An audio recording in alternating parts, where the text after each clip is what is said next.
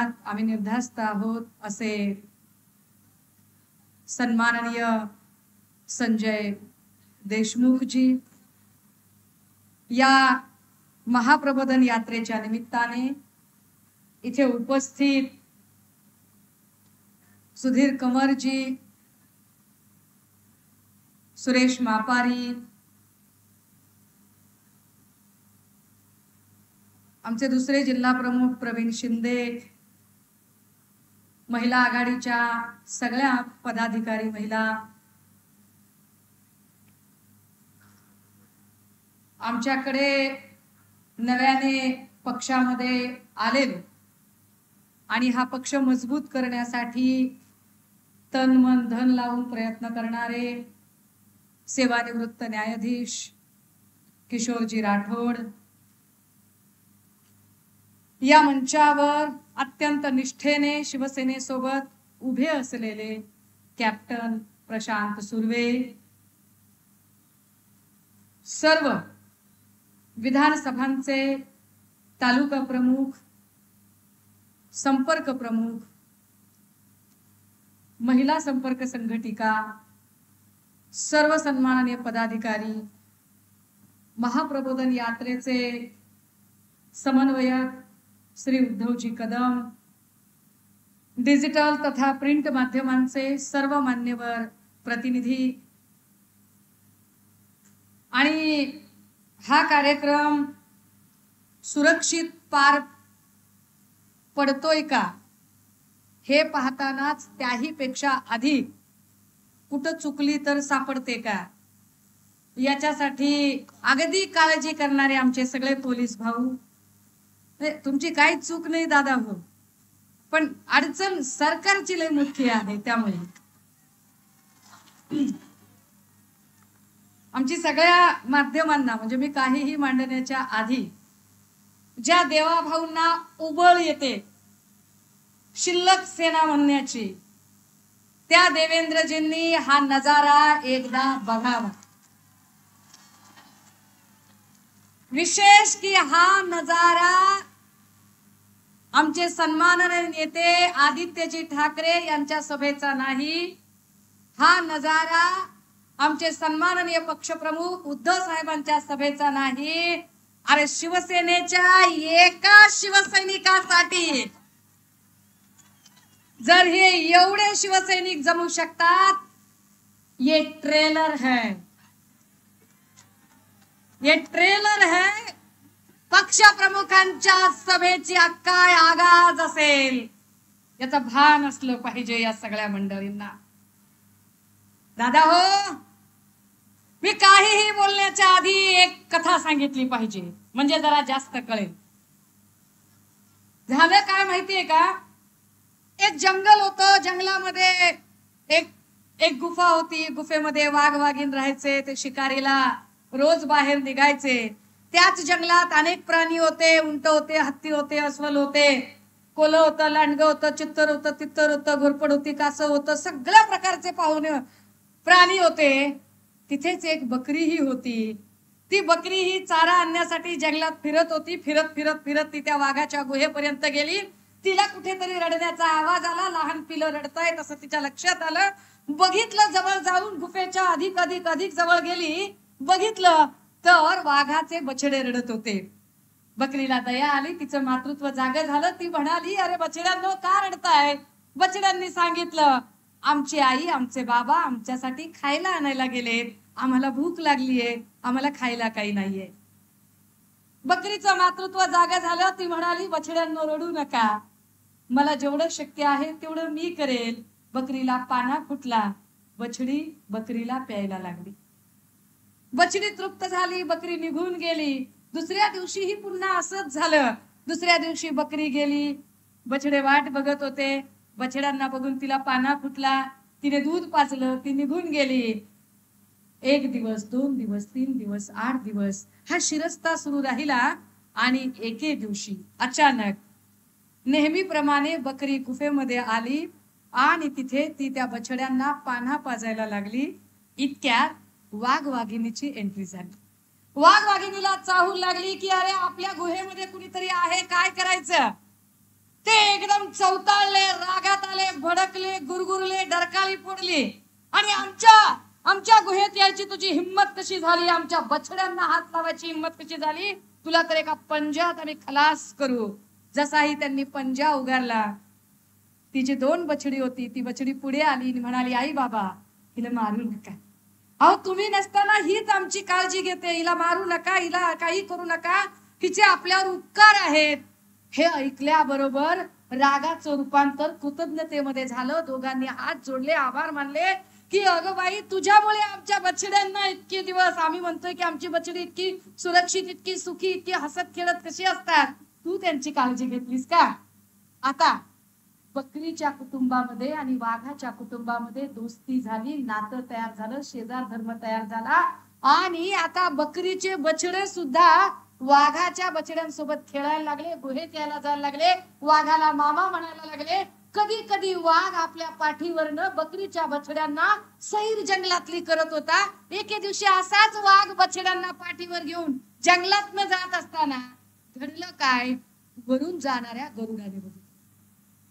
गरुड खाली उतरला, म्हटला अरे काय नजारा आहे की वाघाच्या पाठीवर आपण बकरीचे बछडे बघत आहोत. गरुड खाली उतरला आणि त्या बकरीकडे गेला आणि म्हणाला, अगं बकरी मी काय बघतोय, हे काय चित्र आहे, अगं तुझी बछडी वाघाच्या पाठीवर कशी.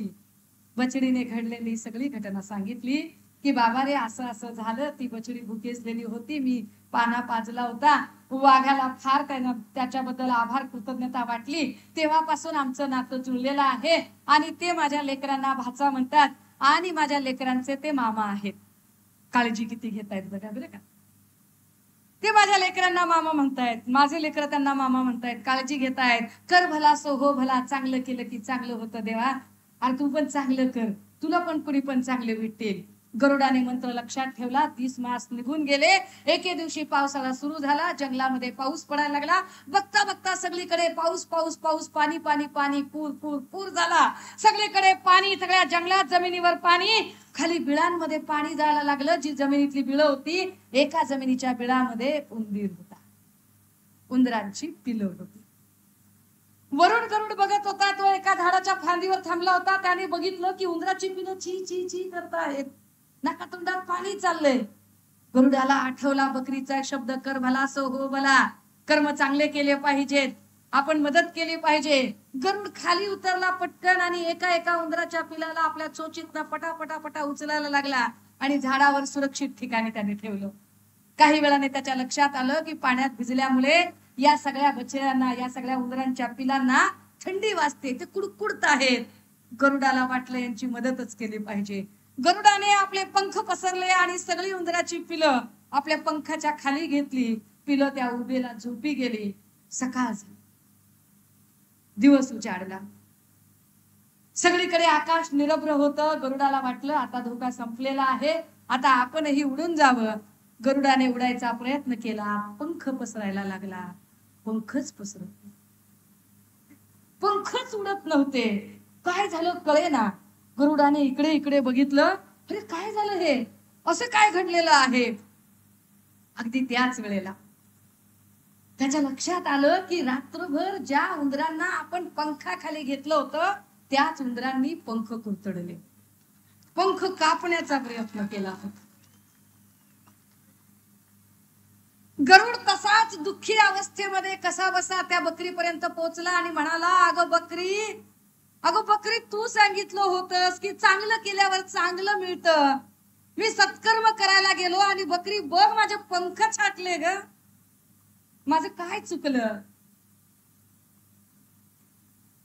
बकरीने शांतपणे सांगितलं, वाघ दादा, गरुड दादा, अरे गरुडा तुला लक्षात आलं नाही रे बाबा, अरे मी कुणाची मदत केली, अरे मी मदत वाघाची केली. वाघाने वाघाचे काळीज ठेवले आणि वाघ वाघासारखा वागला. अरे तू मदत उंदराची केलीस, उंदीर आपल्या अवकातीवर गेला, अवकात दाखवली उंदराने. त्यामुळे आणि माहितीये का उंदरांचं काय होतं, जहाज बुडतंय असं जर वाटलं तर सगळ्यात पहिली त्या बोटीतनं उड्या कोण मारतील तर उंदरं मारतील. अशा उंदरांना आपण पुन्हा धडा शिकवला पाहिजे. आणि म्हणून इलाका तुम्हारा धमाका हमारा कर. या वाशिम यवतमाळ मध्ये ज्यांना सत्ता मत्ता दिली, या यवतमाळ मध्ये भल्या भल्यांची अवकात ज्या शिवसेनेने बनवली, त्या सगळ्यांना सांगितलं पाहिजे की काय करतंय.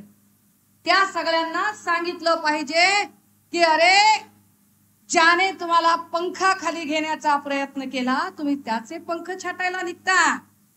पण बदमाशा हो, अरे फरक पडत नाही.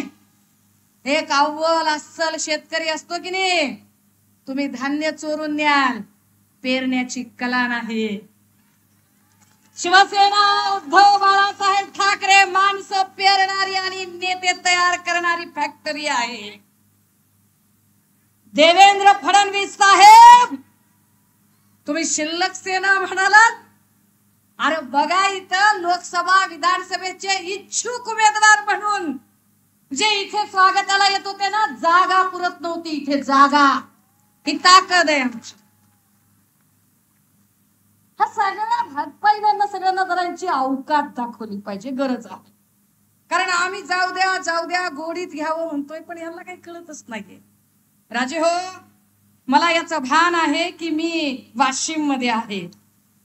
त्या वाशिम मध्ये, ज्या वाशिम मध्ये या शिवसेनेचं रोपटं ज्यांनी लावलं आणि महाराष्ट्राची सत्ता मत्ता अस्मिता अबाधित ठेवण्यासाठी हा शिवसेनेचा वटवृक्ष वाढवला, त्या वंदनीय बाळासाहेबांनीही कधी काळी इथे हजेरी लावली.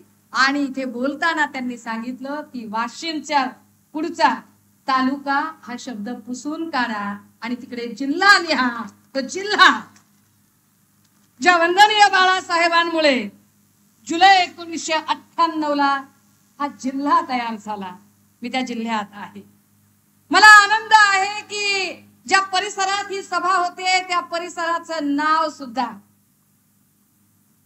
वंदनीय बाळासाहेबांचं नाव आहे. ज्या लोकांना असं वाटतं की आता शिवसेनेचं काय होईल, त्या सगळ्यांना कळलं पाहिजे. विशेषतः देवेंद्र फडणवीस, ज्यांनी कपटीपणाचा कळस केला आणि जे शिल्लक सेना म्हणाले, त्यांना कळलं पाहिजे. Devendraji, only for your kind information, तुमच्या माहितीसाठी, या वाशिम मध्ये नगरपालिकेत आमचे 7 नगरसेवक होते आणि 7ही जण जागेवर आहेत. भावना गवळींच्या सोबत कुणी गेलेलं नाही. जिल्हा परिषदेमध्ये आमचे 7 सदस्य होते आणि 7ही जागेवर आहेत. भावना गवळी सोबत कुणी गेलं नाही. मार्केट कमिटीला आमचे 3 जण आत्ताही आहेत. तुमच्या एवढे खोकेंचे पूर वाहत असतानाही. पंचायत समितीला 5 मधनं एकाला जरा चटक लागलेली असेल, ते एक जरा हल्लय, पण 4 जण तट देऊन इथला किल्ला लढत आहेत. ते त्यांना माहिती असलं पाहिजे. दादा हो, महाप्रबोधन यात्रा का आपण घेतोय आणि कशासाठी, तर आम्ही वारंवार म्हणतोय की महाप्रबोधन यात्रा ही कुणाला टीका करण्यासाठी नाही. पण जर कुणी शिवसेना उद्धव बाळासाहेब ठाकरे किंवा शिवसैनिकांकडे वाकडी नजर करत असेल, जर कुणी सन्माननीय पक्ष प्रमुखांकडे बोट दाखवत असेल, त्यांच्याबद्दल अपशब्द काढत असेल, तर या शिवसेनेची एक निष्ठावंत शिवसैनिक म्हणून त्या प्रत्येकाचा चक्रवाढ व्याजासकट हिशोब घेतला जाईल. आणि तो हिशोब घेतानाच सगळ्यात महत्वाचं, महाराष्ट्राचे प्रश्न जे दुर्लक्षित झाले, कारण आता जी परिस्थिती चालली आहे महाराष्ट्रामध्ये, जाणीवपूर्वक त्यांनी हिंदू मुस्लिम दंगल पसरवण्याचा प्रयत्न केला. हिंदू मुस्लिम दंगल पसरवण्यासाठी जन आक्रोश मोर्चे काढले गेले. कोल्हापूर असेल, अहमदनगर असेल, अकोला असेल, सातारा पुसेसावळी असेल, संभाजीनगर असेल, अशा अनेक ठिकाणाहून त्यांनी हिंदू मुस्लिम दंगल पसरते का यासाठी अनेक प्रयत्न केले. आमचे हे छोटे छोटे बारके बारके टिल्ले टिल्ले भाचे की नाही नितेश बितेश सारखे, अशांनी रोज यायचं, फोटो स्टेटमेंट द्यायचे, असलेही उद्योग केले. पण तरी सुद्धा मुस्लिम भावंडांनी कमालीचा समंजसपणा दाखवला आणि कमालीच्या संयमाने मुस्लिम भाऊ व्यक्त झाले, ज्यामुळे त्यांचा हिंदू मुस्लिम दंगलीचा डाव फसला. पण तरीही त्यांना महाराष्ट्र अशांत करावासा वाटला आणि तो अशांत करण्यासाठी आता ते मराठा ओबीसी असा वाद लावून देण्याचा प्रयत्न करत आहे. जाणीवपूर्वक जी कालपर्यंत गावगाड्यामध्ये राहणारे मराठा, साळी, माळी, कोळी, तेली, तांबोळी, आतार, बागण, सुतार, लोहार, कुंभार, जे आमच्या 18 पगड जाती गुण्या गोविंदानं नांदत होत्या, त्या जाती एकमेकाने संशयाने बघतील अशा पद्धतीचं वातावरण जाणीवपूर्वक तयार करण्याचा प्रयत्न भाजपाकडून होतोय. आणि तो प्रयत्न कसा होतोय हे मी आपल्याला अनेक वेळा सांगितलं की एकीकडे मुख्यमंत्री एकनाथ शिंदे साहेबांनी आरक्षण मी मराठ्यांना देणारच अशी शिवछत्रपतींची शपथ घेऊन सांगायचं, तर दुसरीकडे फडणवीसांनी सांगायचं की मी ओबीसीच्या आरक्षणाला धक्का लागू देणार नाही. एकीकडे गुणरत्न सदावर्तेने मराठा आरक्षणाच्या विरोधात याचिका दाखल करायची, तर दुसरीकडे बाळासाहेब सराटेने ओबीसी आरक्षणाच्या विरोधात याचिका दाखल करायची. सराटे आरएसएसचा पूर्णवेळ कार्यकर्ता. एकीकडे संदीपान भुमरे, अतुल सावे, गिरीश महाजन यांनी आम्ही आरक्षणाच्या बाजूचे आहोत असं अंतर्वली सराटीत जाऊन सांगायचं, तर दुसरीकडे नितेश राणे, दरेकर, प्रसाद लाड या सगळ्यांनी जरांगेचा बोलविता धनी कोण आहे असं म्हणत टीका टिप्पणी करायची. दादा हो, तुम्ही विचार करा. एकीकडे भाजपमधल्याच एका गटाने धनगर आरक्षण एसटीतून पाहिजे म्हणायचं, तर दुसरीकडे जर असे घडले तर आमचे 25 आमदार राजीनामा देतील असं नरहरी झिरवळांनी सांगायचं. तुम्ही विचार करा, नरहरी झिरवळ असतील, गुणरत्न सदावर्ते असतील, बाळासाहेब सराटे असतील, देवेंद्रजी फडणवीस असतील, एकनाथ शिंदे साहेब असतील, ही सगळीच्या दरेकर असेल, प्रसाद लाड असेल, नितेश राणे असेल, अतुल सावे असेल, संदीपान भुमरे असेल, गिरीश महाजन असेल, ही सगळी माणसं एकाच ठिकाणी सत्तेत बसलेली आहेत, जी वेगवेगळे स्टेटमेंट करून महाराष्ट्रात भांडणं लावण्याचा प्रयत्न करत आहेत. आणि यांना असं का करायचंय? कारण यांना महाराष्ट्रातल्या इतर प्रश्नांकडून लोकांचं लक्ष हटवायचं. महाराष्ट्रातले कुठलेही प्रश्न तुमच्या आमच्या समोर आले नाही पाहिजेत, तुम्ही आम्ही विचार नाही केला पाहिजे. मग महाराष्ट्रामध्ये महिलांची असुरक्षा किती वाढलेली आहे त्यावर तुम्ही बोललं नाही पाहिजे. कंत्राटी भरती, आरोग्य कर्मचाऱ्यांच्या कंत्राटी भरतीचा प्रश्न जो नागपूरला आम्ही फार व्यवस्थित मांडला होता की ज्या लोकांनी कोरोनाच्या काळात आपला जीव धोक्यात घालून काम केलं, त्या लोकांच्या त्यांच्या हक्काचे पैसे तुम्ही देत नाही आणि तुम्ही मात्र लोकांच्या पैशावर गुवाहाटी सुरतला मजा मारून येता. त्याला काय अर्थ आहे? ह्याच्यावर बोलायला पाहिजे होतं. ते बोलत नाहीत. बेरोजगारीवर बोलत नाहीत, 22 जिल्ह्यातल्या दुष्काळावर बोलत नाहीत, ते पीक विम्यावर बोलत नाहीत, अनुदानावर बोलत नाहीत. आणि ह्या सगळ्या प्रश्नांना तुम्ही विचारू नये म्हणून ते जाती जातीत भांडणं लावतात आणि चर्चेच्या केंद्रस्थानी आरक्षण नावाचं गाजर दाखवतात. परंतु महाप्रबोधन यात्रेचं हे आद्य कर्तव्य आहे की महाराष्ट्रातला प्रत्येक गावखेड्यातला माणूस शहाणा झाला पाहिजे, प्रबोधित झाला पाहिजे. छत्रपती शिवाजी महाराज, राजर्षी शाहू महाराज, फुले शाहू आंबेडकर, प्रबोधनकार ठाकरे यांचा विचार त्याच्यापर्यंत पोहोचला पाहिजे. हा आमचा प्रयत्न आहे आणि हा प्रयत्न म्हणूनच आम्ही प्रत्येक गावखेड्यात जाऊन, कारण आम्ही असा टीव्ही लावला की नुसते आम्हाला राजकीय रंगपंचमी आणि टीका टिप्पण्याच दिसतायत. लोकांच्या प्रश्नावर कुणी बोलताना दिसतच नाहीये. त्या लोकांच्या प्रश्नांवरती मांडणी झाली पाहिजे, बोललं गेलं पाहिजे. म्हणून मी इथं वाशिम बद्दल ज्या वेळेला बोलायला लागते तर वाशिमचा मी बऱ्याचदा म्हणजे इथल्या काही लोकांशी भेटले, 3-4 दिवस झालं, काही अंदाज घेतला आणि मग मला काही गोष्टी जाणवल्या.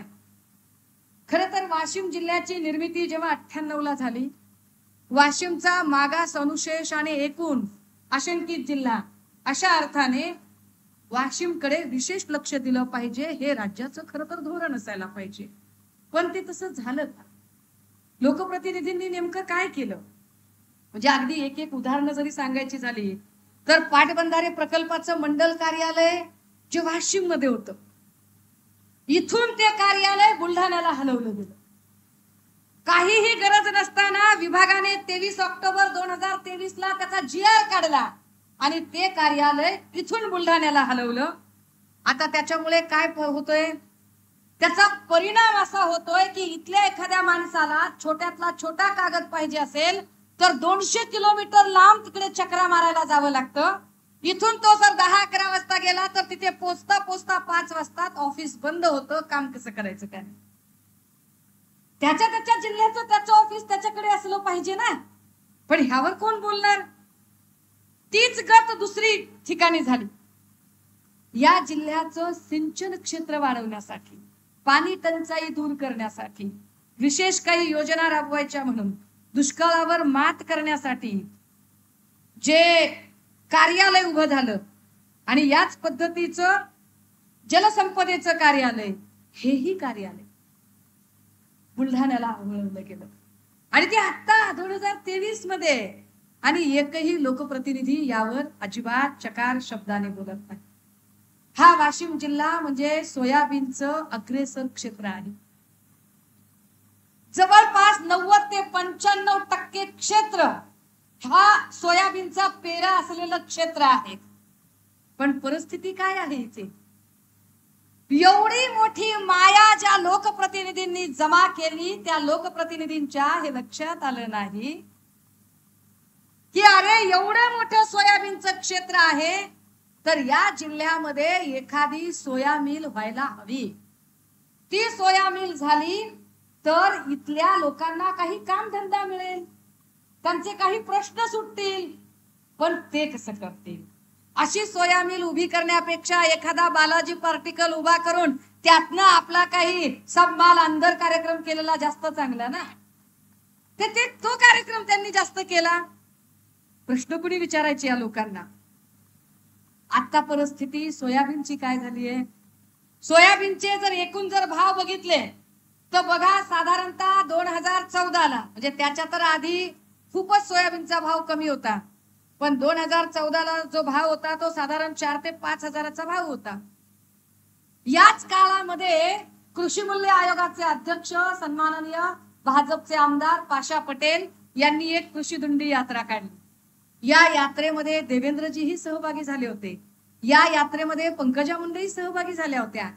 आणि या यात्रेतून देवेंद्रजी असं म्हणत होते की सोयाबीनला भाव मिळाला पाहिजे, 10-12 हजारापर्यंत भाव गेला पाहिजे, म्हणून आमची दिंडी आहे. उद्धव साहेबांचं सरकार आलं तेव्हा सोयाबीनचा भाव साधारणतः 7 ते 10 हजाराच्या दरम्यान गेला. आणि आता पुन्हा एकदा, आता काय सोयाबीनचा भाव आहे तर पुन्हा एकदा 4 ते 5 हजारावर. असं का? तर सोयाबीनचे भाव पाडले जातात. हीच गोष्ट तुरीच्या बाबतीत झालीये. तुरीचे भाव काल परवापर्यंतचे किती होते? साधारण 12,500 प्रति क्विंटल हा तुरीचा भाव होता. 12,500 रुपये प्रति क्विंटल हा तुरीचा भाव. आता आपली तूर येणार, या महिना 15 दिवसात तूर मोडली जाणार. आपली तूर आता खळ्यावरनं पोते भरून घरी येणार. तोच तुरीचा भाव दणकन 11,000, कदाचित त्याच्यापेक्षाही खाली येईल. का? कारण एवढी मोठी तूर असताना आणि एवढ्या तुरीचं नियोजन व्यवस्थापन नसतानाही, काहीही कारण नसताना बाहेरून तूर आयात करण्याचं सरकारचं धोरण. का बाहेरून तुम्ही तूर आयात करताय? का इथल्या शेतकऱ्यांचं नुकसान करताय? आधीच हा शेतकरी जो आसमानी संकटामध्ये अडकलेला आहे त्यावर पुन्हा तुमचं सुलतानी संकट का लागताय? आणि या शेतकऱ्यांच्या बाबत कोण विचार करणार? ह्या शेतकऱ्यांच्या बाबतीत अजून एक, मला आता तो व्हिडिओ दाखवायची इच्छा नाहीये कारण तो उद्धव साहेबांनी पण एकदा दाखवलेला. काय बोलत होते देवेंद्रजी, काय बोलत होते विरोधी बाकावरून. मी लाईट कापू देणार नाही, मी हे करू देणार नाही, असं जमणार नाही. आता काय झालं? आता शेतकऱ्यांचं काय परिस्थिती आहे? अरे एक डीपी आणि ट्रान्सफॉर्मर साठी इथला शेतकरी वेटिंगवर आहे, वेटिंगवर. तेवढ्यातून जर ट्रान्सफॉर्मर बसवलाच तर 48 आणि 72 तासामध्ये ट्रान्सफॉर्मर एकदमच उठतो. ट्रान्सफॉर्मर उडाला, पुन्हा नवा ट्रान्सफॉर्मर बसवायचा, पुन्हा पैसे भरा. काय करायचं शेतकऱ्यांनी? ट्रान्सफॉर्मर सारखे सारखे उडतात. ज्या ट्रान्सफॉर्मर कंपनीकडून ट्रान्सफॉर्मर मागवले जातात अधिकारी टेंडर देऊन, हे कोणत्या कंपनीचे आहे जेवढे फॉल्टी ट्रान्सफॉर्मर येतात ह्यावर कोणीच बोलत नाही. अधिकारी, सरकार आणि ट्रान्सफॉर्मरच्या त्या कंपन्या, ह्या सगळ्यांचं जणू काही आर्थिक साठ्यालोट्याचं गणित झालंय. शेतकऱ्यांकडे कोण बघत? शेतकऱ्यांच्या प्रश्नाचं काय? यावरती अजिबात म्हणजे चकार शब्द बोलले जात नाहीत. शिवसेना उद्धव बाळासाहेब ठाकरे पक्ष एक गोष्ट ठामपणे सांगू इच्छितो की आमचं सरकार आल्यानंतर आमची वाशिमसाठी ही पहिली जबाबदारी असेल की इथली महत्वाची कार्यालय जी बुलढाण्याकडे वळवली गेली आहेत ती कार्यालय पुन्हा वाशिम मध्ये आली पाहिजे.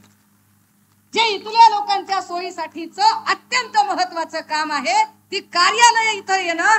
कारण त्या जिल्ह्याला त्या जिल्ह्याचं कार्यालय असतं. एका जिल्ह्यात 2 कार्यालय तुम्ही का करता? ही साधी गोष्ट आहे. त्यामुळे ती आमची पहिली जबाबदारी असेल. इथल्या शेतकऱ्यांना दिलासा देणं ही जबाबदारी असेल. कंत्राटी आरोग्य कर्मचारी असेल किंवा आझाद मैदानावर बार्टी आणि महाज्योतीचे संशोधक विद्यार्थी जे 20 दिवसापासून उपोषणाला बसलेत आणि सरकारला त्यांची दखल घ्यायला अजिबात वेळच नाहीये, त्या प्रत्येकाचे प्रश्न सोडवण्यासाठी आणि त्यांच्या पाठीशी कुटुंब प्रमुख म्हणून ठामपणे उभे राहण्यासाठी सन्माननीय पक्षप्रमुख उद्धव साहेब हे कटिबद्ध आहेत. दादा हो, या सगळ्यांमध्ये अजून एक महत्वाची गोष्ट की आम्ही दर वेळेला विकासाच्या मुद्द्यावर बोलायचा प्रयत्न करतोय. आम्ही गोरगरिबांचे, सामान्य लोकांचे प्रश्न मांडण्याचा प्रयत्न करतोय. पण हे सामान्य लोकांचे प्रश्न मांडताना पीक विम्याच्या साठी शिवसेनेने एक आक्रमक भूमिका घेतली. मागच्या दिवाळीच्या सणाला भर दिवाळीमध्ये धाराशिवचे आमदार श्री कैलास पाटील हे दिवाळीत उपोषणाला बसले. आपण इतके लढे दिले, पीक विम्याच्या विरोधात कोर्टात जाऊन वाटेल त्या पद्धतीने सरकारच्या समित्या सगळ्यांच्या समोर मांडणी केली आणि प्रत्येक ठिकाणाहून सांगितलं की पीक विमा कंपन्यांनी शेतकऱ्यांचा विमा हा त्यांच्या खात्यामध्ये अग्रिम जमा केली पाहिजे. तो अजूनही जमा झालेला नाही. आम्ही पश्चिम विदर्भातले आमचे सगळे शिवसैनिक या संदर्भाने आग्रही भूमिका मांडताहेत.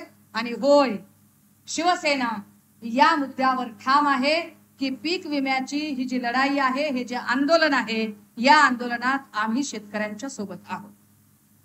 या सोबतच ज्या काही इथली बेरोजगारी असेल, इथल्या कंत्राटी भरती असेल, इथल्या लोकांचे प्रश्न असतील, या प्रत्येक प्रश्नावर मांडणी करणे ही आमची जबाबदारी आहे. पण होतंय काय? याच्यावर बोलत नाही ना कोणी. बोलायला सरकारला वेळ नाही. आम्ही प्रश्न विचारतो देवेंद्रजींना, तर देवेंद्रजींची ती जी शाउटिंग ब्रिगेड आहे ती काहीतरी भलतच बोलते, ती तर्काला धरून उत्तरच देत नाही. आम्ही म्हणतोय अरे अख्खं राज्य, दादा हो, माया हो, तुम्ही माझ्याशी सहमत आहात का?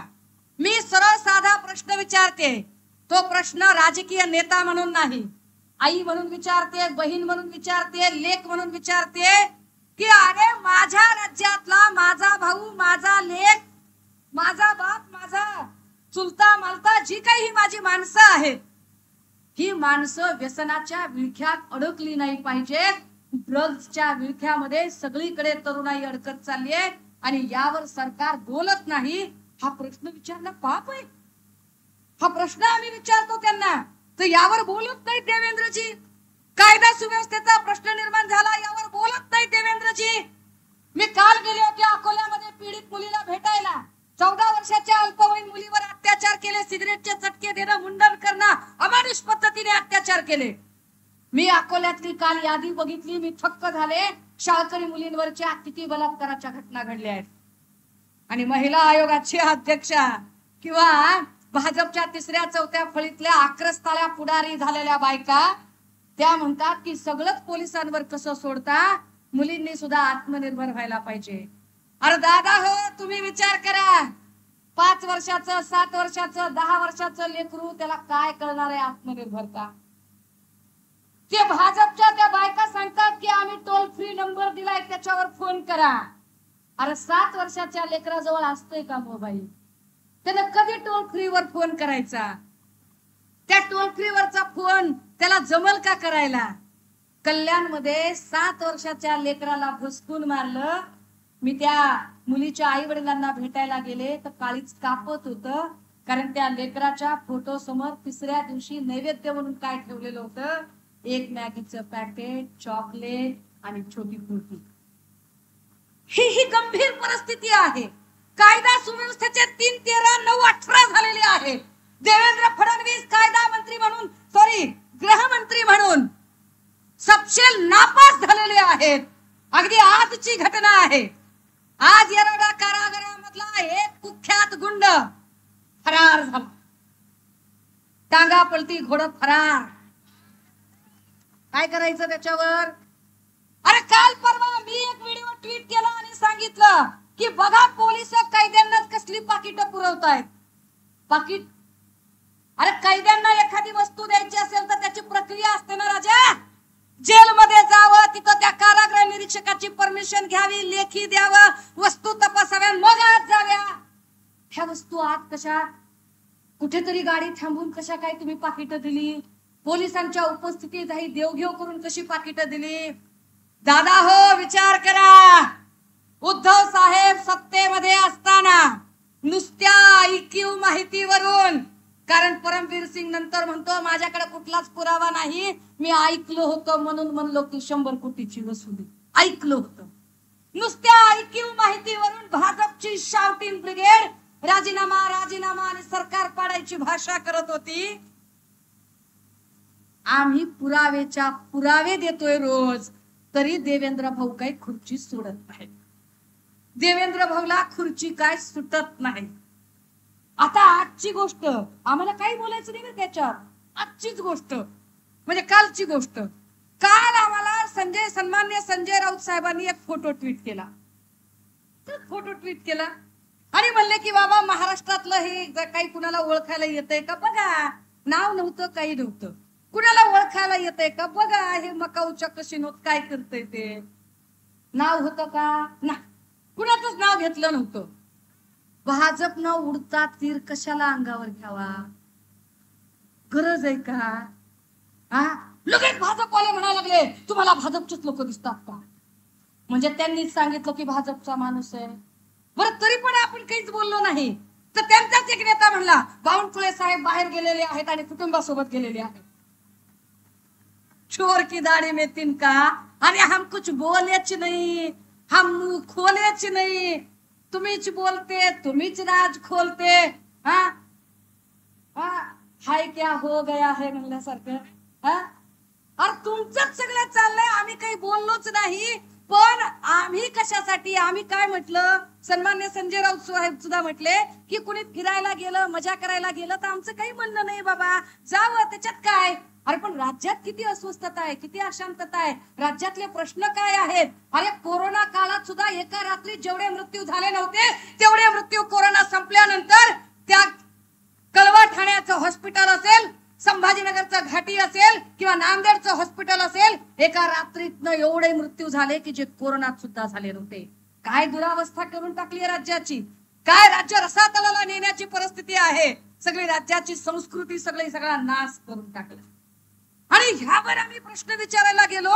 नुसतं म्हटलं की अरे कोण आहे बघा बाबा, कोण आहे, काय करतात, चिल्लर चाळे करतात, फोटो ट्विट करतात. कुणाचा? सन्माननीय नेते आदित्यजी यांचा. ही यांची जुनी पद्धत आहे. अरे पण कोण माणूस काय पितोय काय नाही हे जरा बघत जा ना. मी तुम्हाला सांगितलं पाहिजे राजीव. पुण्यातली एक पत्रकार आहे, नाव आहे अश्विनी सातव. अश्विनी सातव ही अत्यंत धाडसी पोरगी आहे, धाडसी पत्रकार आहे. आणि ही धाडसी पत्रकार तिने नितेश राणेला एक प्रश्न विचारला. प्रश्न असा विचारला की तुम्ही कपडे बदलल्यासारखे पक्ष बदलता, तुम्हाला काहीच वाटत नाही का? ही अश्विनीच्या हातात एक कॉफीचा कप आहे आणि त्या कॉफीमध्ये जे फ्लेवर आहे वापरलेलं त्या फ्लेवरची बॉटल आहे. ती सांगते की हा फ्लेवर या कॉफीमध्ये फार छान असतो. काय करावं भाजपच्या ट्रोल धाडीनं? जे आता सन्मान्य आदित्यजींचे फोटो ट्विट करतात आणि ह्यांना सांगितली लायकी दाखवली पाहिजे यांची. या अश्विनी सातव नावाच्या एका धडाडीच्या पत्रकार पोरीच तिला ट्रोल करताना तिच्या हातातली बॉटल आणि तो कप कसा बदललाय बघा इकडे. सुषमा अंधारे असं खोटं बोलतच नाही. आपल्याकडे पुरावा असते, आपल्याकडे कायदा असतो. ही पद्धत आहे, ही संस्कृती आहे. अरे एक पत्रकार पोरगी तुम्हाला नुसता साधा प्रश्न विचारला की तुम्ही कपडे बदलल्यासारखे पक्ष का बदलता, केवढं चिडायचं असते होय, केवढं रागवायचं असते की डायरेक्ट त्या लेकराचा फोटोच बदलता. अरे ती पत्रकार सोडून कुणाची तरी आई आहे, कुणाची तरी पत्नी आहे, कुणाची तरी बहीण आहे, कुणाची तरी लेक आहे. त्या लेकराला आबरू आहे, ह्याचा जरा बी विचार नाही करायचा तुम्ही. कसलं ट्रोल धाड आहे यांचं. काय पिलो काय पिलो, आदित्यजींच्या ग्लासात काय आहे, काय म्हणलं. अरे ग्लासात काय आहे म्हणजे काय. राऊत साहेब म्हणाले त्याला मोदी ब्रँड म्हणतात. दाखव रे दादा कसलं असतंय ब्रँड ती.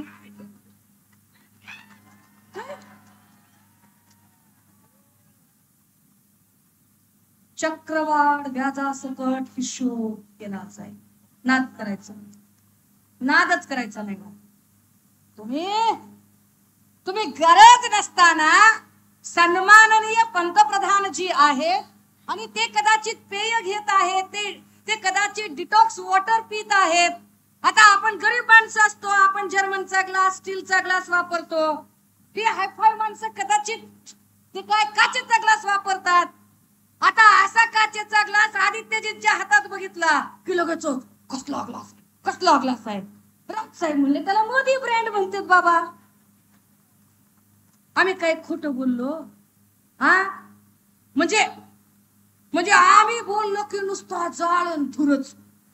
तुमचं काय धुपतो का. विचारलं पाहिजे ना, विचारलं पाहिजे. ही महाप्रबोधन यात्रा आहे, पुराव्यांसकट बोलणारी महाप्रबोधन यात्रा आहे. दादा हो, आम्ही जेव्हा काही प्रश्न विचारतो आणि आम्ही जेव्हा काही बोलतो, इथल्या काय त्या त्यांचं नाव काय, गद्दारांची नाव बी लक्षात राहत नाही तू. हा भावना गवळी. काय भावना गवळींबद्दल आम्ही आम्ही काही बोललो होतो का, आम्ही काहीतरी बोललो होतो का. मी जरा पुराव्यांसकट सांगितलं पाहिजे बरं का. पुराव्यांसकट आपण सगळं दप्तर घेऊन येतो. ए दादा, अमोल दादा एक व्हिडिओ दाखव. हाऊसच फिडू आपण. नमस्कार, मी राघवी साबण बुलेटिनमध्ये आपलं स्वागत करते. सुरुवातीला या क्षणाची महत्वाची बातमी. बावडा गव्हर्नमेंट ट्रस्ट मध्ये. नमस्कार, मी राघवी साबण मध्ये आपलं स्वागत करते. सुरुवातीला या क्षणाची महत्वाची बातमी. बावडा गव्हर्नमेंट ट्रस्ट मध्ये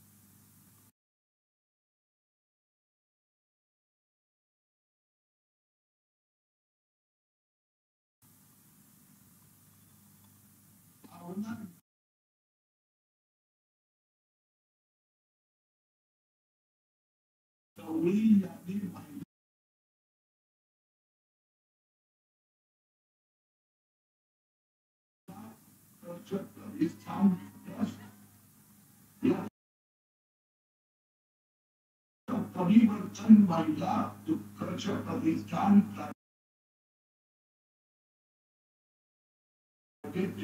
मध्ये सेक्शन 8 कंपनीमध्ये केलं. ते करताना त्यांनी जे डॉक्युमेंट वापरले त्याच्यात फोर्जिड केला आहे, फोर्जरी चीटिंग केल्या अशी तक्रार माझ्याकडे आली. या ट्रकमध्ये 70 कोटीची संपत्ती ही ट्रकची होती. त्या भावना गवळींनी दैर ठाण नावाचा त्यांच्या पियेच्या नावाने केलेला आहे. एक मिनिट थांब दादा.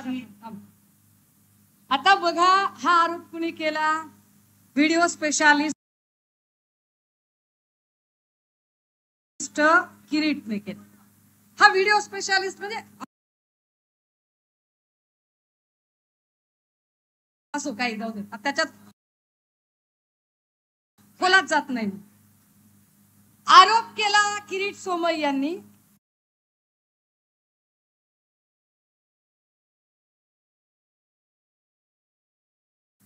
त्यांनी असा आरोप एकाच माणसावर केला नाही, असे आरोप त्यांनी प्रत्येकावर केले आणि त्या प्रत्येकाला नंतर त्यांनी भाजप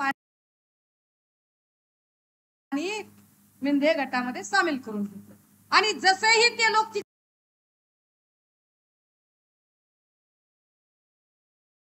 तिकडे गेले त्यांच्या चौकशा बंद झाल्या. म्हणजे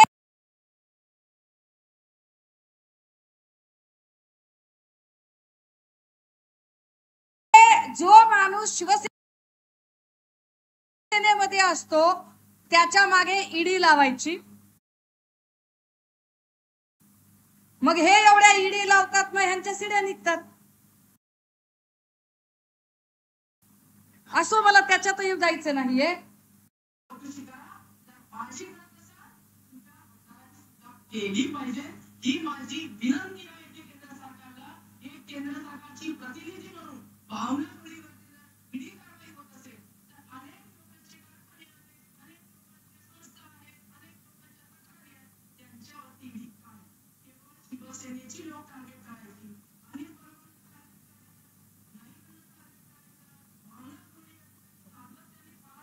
बस काय म्हणल्या त्या? अनिल परबांना टार्गेट करायचं, वैभव नाईकांना टार्गेट करायचं. त्यांनी अनेक नावं घेतली आहेत. कबुली जबाब कोण देतंय? ते आपल्याकडे काहीतरी उंदराची मावशी मांजर म्हणतात ना, तसला धंदा.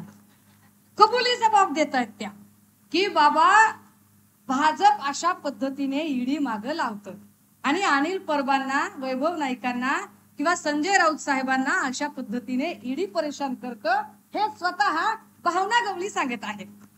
आता भावना गवळी हे सगळं सांगताना त्या म्हणतायत की नाही, मी तर असं काही केलेलं नाहीये, माझी तुम्ही चौकशी करा.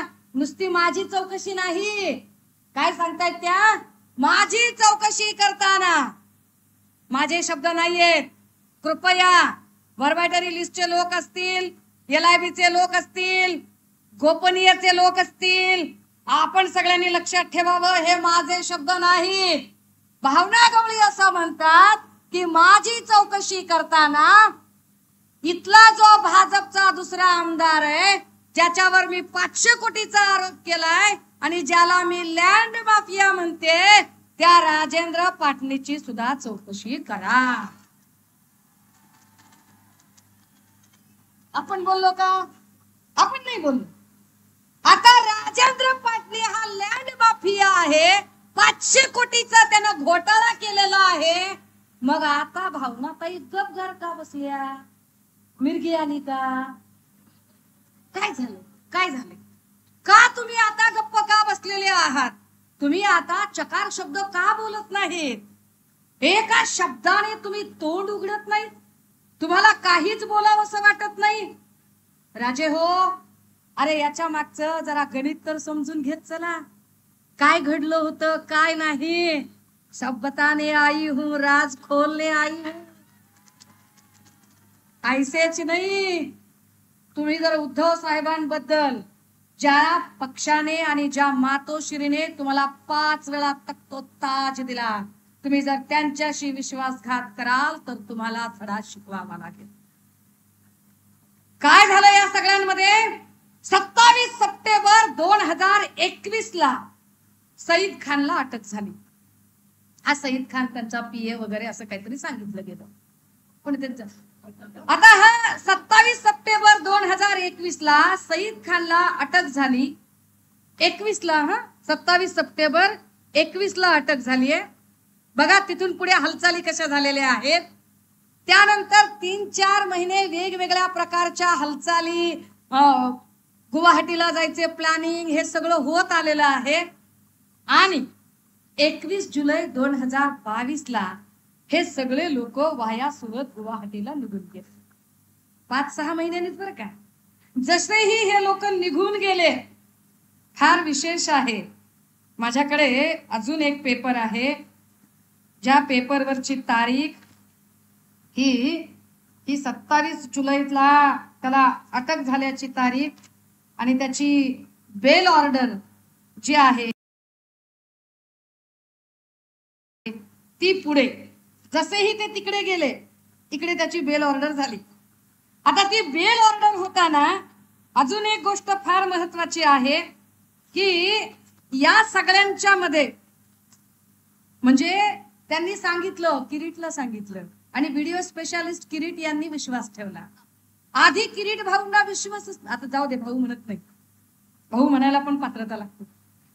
किरीट सोमय्या यांनी आधी असं म्हटलं की 17 साली तुमच्याकडे चोरी झाली आणि तुम्ही 19 लाखाचा काय त्याच्यावरती तक्रार दाखल केली. कोण म्हणलं? मी तर काय म्हणलं. किरीट सोमय्या असं म्हणाले की 1.5 वर्ष तुम्ही काय करत होता, तुम्ही चोरीची तक्रार नंतर का दाखल केली, वगैरे वगैरे वगैरे. आणि सईद खानवर आरोप आम्ही केले नाही किंवा सईद खान बद्दल आम्ही काहीच बोललो नाही. पुन्हा एकदा गोपनीयचे लोक, LIBचे लोक, पोलीस खातं, व्हर्बायटरी सगळेजण, मी काहीच बोलत नाहीये. हे वाहिन्यांमधले पब्लिक डोमेन मधले व्हिडिओ आहेत. दादा दाखव. एक और बड़ी खबर का रुख करेंगे। मुंबई से बड़ी खबर आ रही है, मनी लॉन्ड्रिंग मामले से जुड़ी ये बड़ी खबर है। आपको बता दें कि मनी लॉन्ड्रिंग केस में ईडी ने कार्रवाई करते हुए शिवसेना के मुख्य कार्यवाह भावना गावड़े के सोमवार को गिरफ्तार किया है। उसके बाद किया जाएगा। तो मुंबई से इस वक्त बड़ी खबर आपको बता दें कि मनी लॉन्ड्रिंग केस में ईडी ने कार्रवाई करते हुए शिवसेना के मुख्य कार्यवाह भावना गावड़े के सोमवार को गिरफ्तार किया है। पूछताछ के बाद सईद खान को गिरफ्तार किया गया है। दादा नाही रे दादा, नाही नाही, हे काय वन्स मोर करायचं ना काम आहे. हे का आम्हाला हे का करावं लागतंय त्याचं कारण सांग.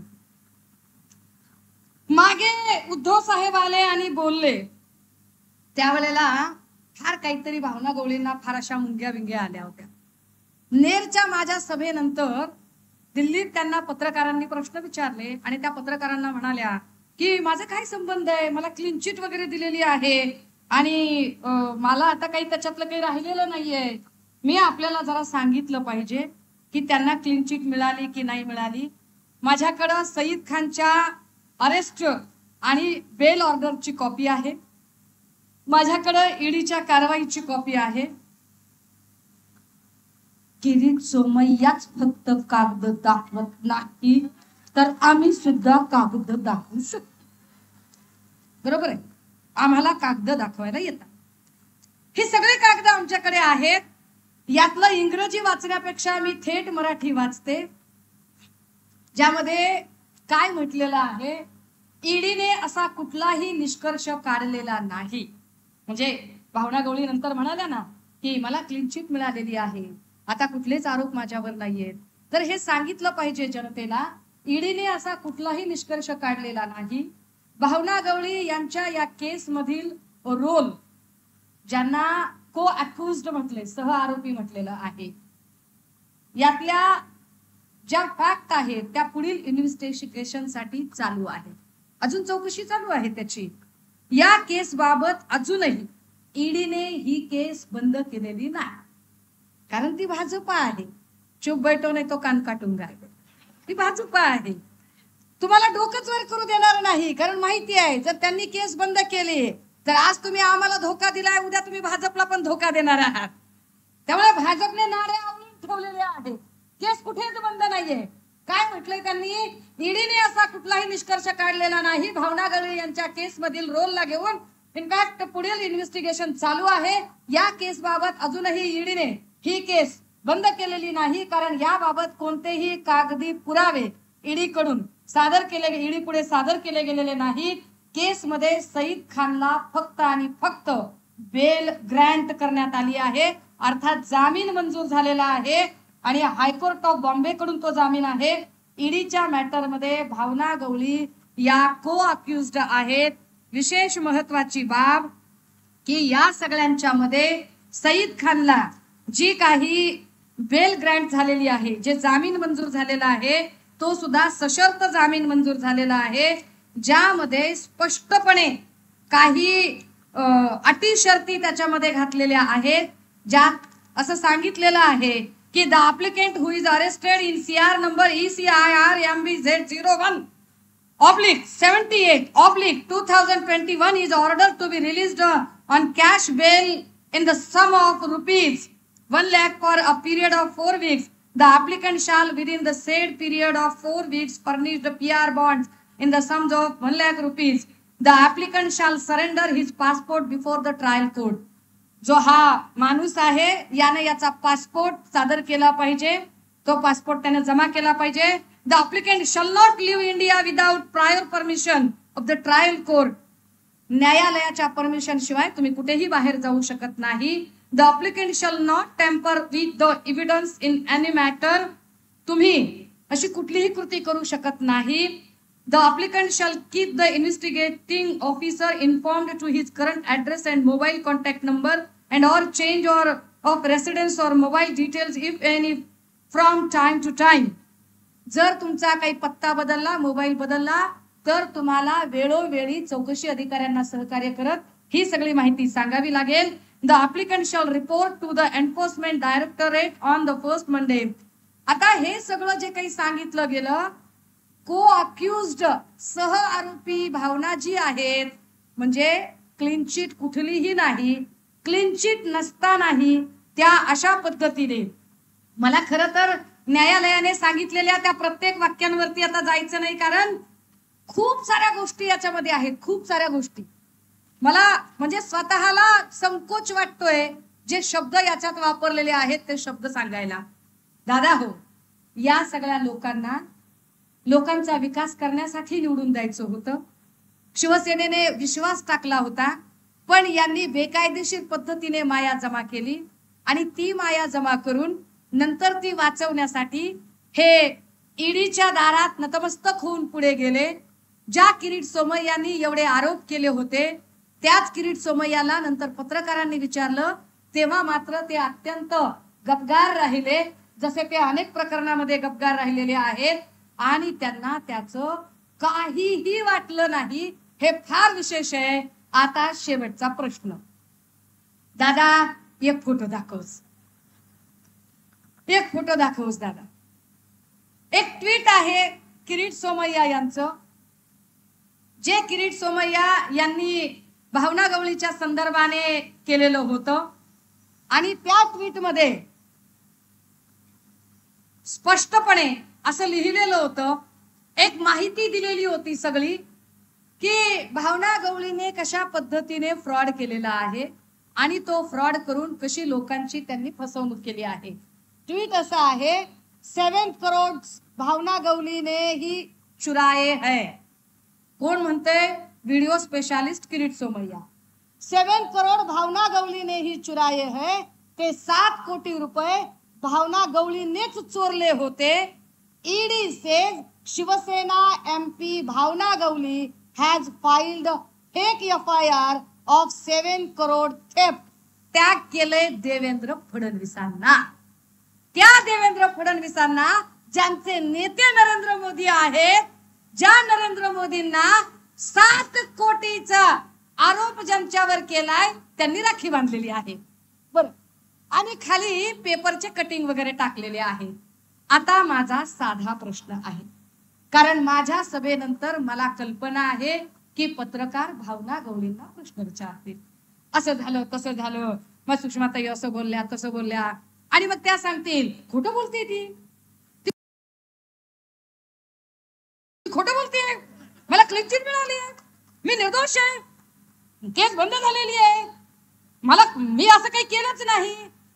तर चला, माझ्यावर चांगले संस्कार आहेत, मी तुमच्या म्हणण्यावर विश्वास ठेवते. मी विश्वास ठेवते की असं काहीच झालेलं नाही.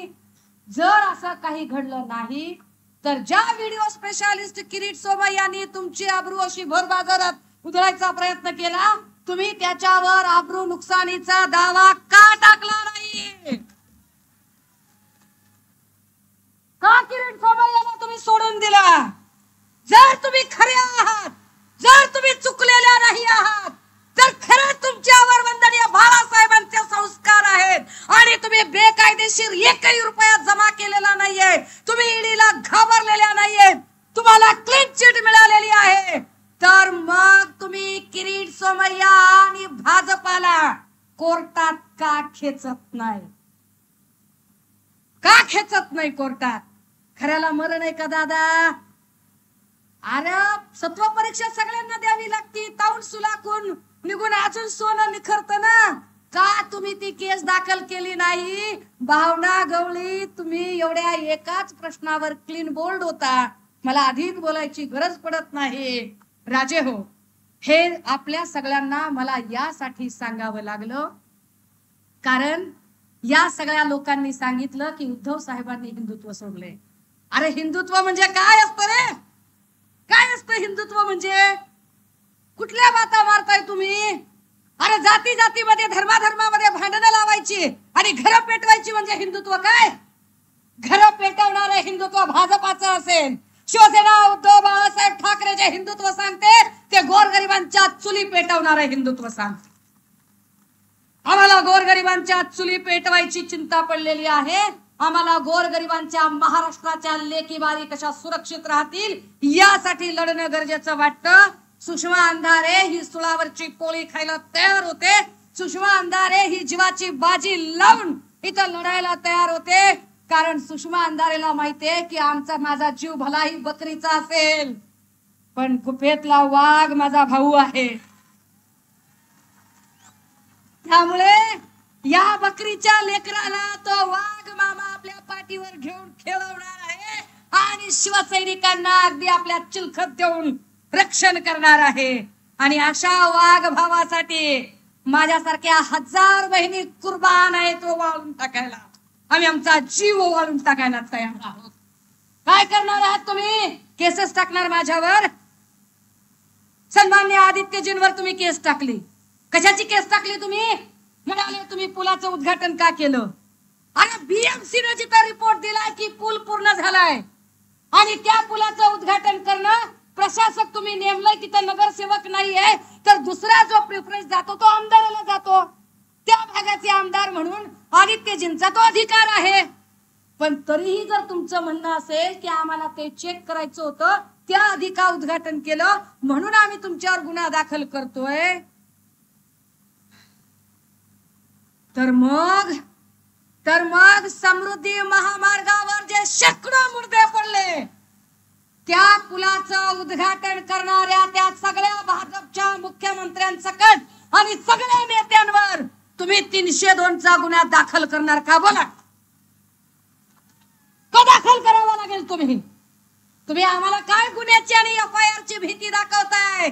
अरे निष्ठावंत शिवसैनिक मेडल सारखे ते सगळे गुन्हे मिरवायला तयार आहेत कारण आमच्यावर गुन्हे दाखल होतात याचा अर्थ आम्ही निष्ठावंत आहोत.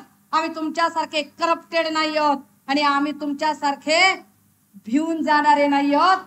सत्ता आम्हाला मिळाली नसती काय? होय, दिली नसती काय सुषमा अंधारेला एखादी MLC शिंदे गटाने?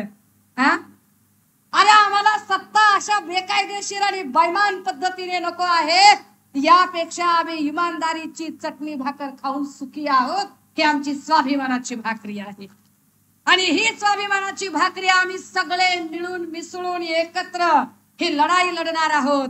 दादा हो, सभेच्या सुरुवातीला जो व्हिडिओ दाखवला त्या व्हिडिओ मधला सगळ्यात शेवटचं चित्र तुमच्या प्रत्येकाच्या डोळ्यात साठवा.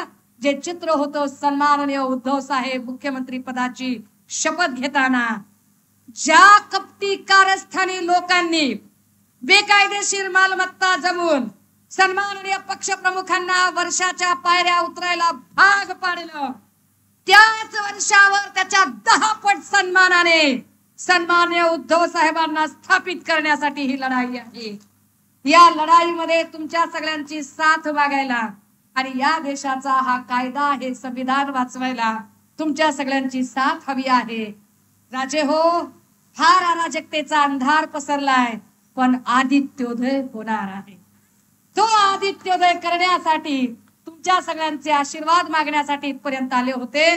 मला कुणाच्याही भावना दुखवायच्या नव्हत्या, पण माझ्या बोलण्याने कुणालाही वाईट वाटलं असेल, राग आला असेल, उपमर्द झाला असेल, चुकून माकून कुणाच्याही भावना दुखावल्या गेल्या असतील, तर अशा सगळ्यांची अगदी खबऱ्या खुबऱ्या सहित यापैकी मी एकाचीही माफी मागणार नाही. मी माझ्या म्हणण्यावर ठाम आहे.